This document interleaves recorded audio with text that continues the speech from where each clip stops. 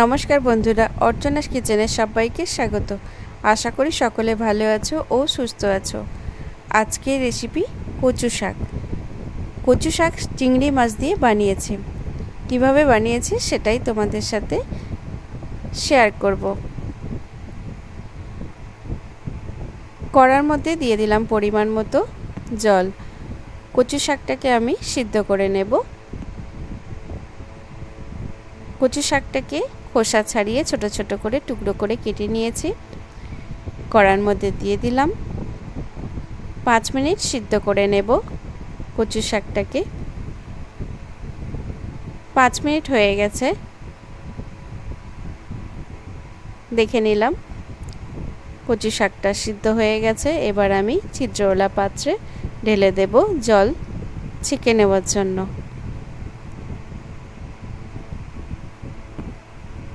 এরপর দিয়ে দিলাম কড়ার মধ্যে পরিমাণ মতো সরিষার তেল। তেলটা গরম হয়ে গেছে, দিয়ে দিলাম কালো জিরে। জিরেটাকে ভালো করে ভেজে নেব। সুন্দর একটা গন্ধ বেরিয়ে এসেছে। এবার দিয়ে দেব রসুন কুচি। 10-12টা রসুনকে ছোট ছোট করে কেটে নিয়েছি। 2টো শুকনো লঙ্কা দিয়ে লাল লাল করে ভেজে নেব।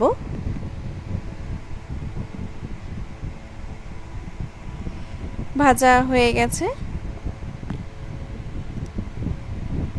এবার দিয়ে দেব 4টে কাঁচা পাকা লঙ্কা। তোমরা গুঁড়ো লঙ্কা ব্যবহার করতে পারো, আমি গুঁড়ো লঙ্কা ব্যবহার করিনি।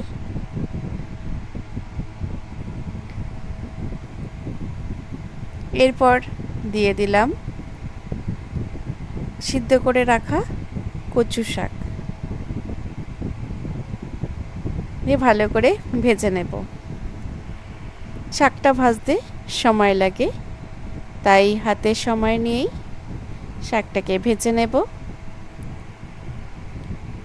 দিয়ে দিলাম স্বাদ মতো লবণ, হাফ চামচ হলুদ গুঁড়ো দিয়ে ভালো করে মিশিয়ে ভেজে নেব। কচু শাক অনেকে খেতে চায় না, কারণ গলা ধরে বলে। কচু শাক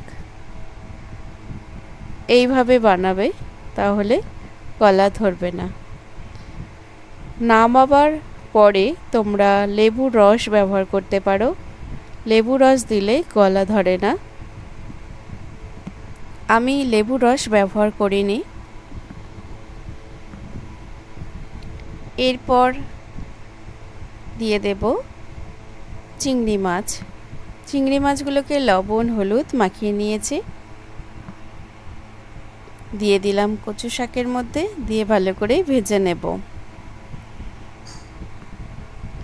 চিংড়ি মাছটা তোমরা আগে ভেজে রেখে দিতে পারো, আমি ভাজলাম না, কারণ চিংড়ি মাছ বেশি ভাজলে শক্ত হয়ে যায়।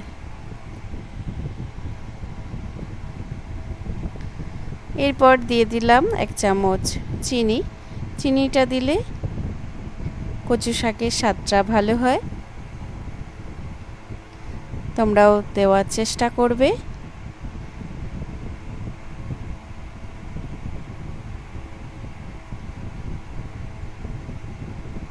রেডি হয়ে গেছে কচু শাক। দেখো কড়াই আর লাগছে না। এবার অন্য একটি পাত্রে সার্ভ করে দেব। এই রেসিপিটা গরম ভাতের সাথে খেতে খুব ভালো লাগে। আজকের রেসিপিটা ভালো লাগলে লাইক করে দিও, শেয়ার করে দিও, সাবস্ক্রাইব করে দিও। পাশে থেকো, সুস্থ থেকো, সবাইকে ভালো রেখো।